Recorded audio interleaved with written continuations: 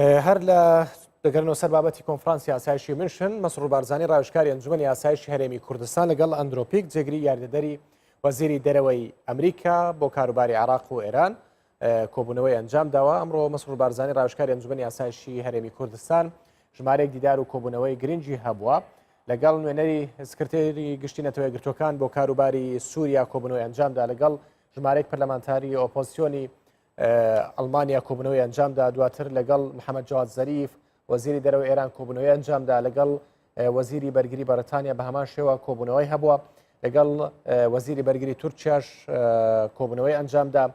ئێستاش لەگەڵ ئەندرۆپیک جێگری یاردەدەری وەزیری دەرەوەی ئەمریکا بۆ کاروباری عێراق و ئێران لە کۆبوونەوەدایە.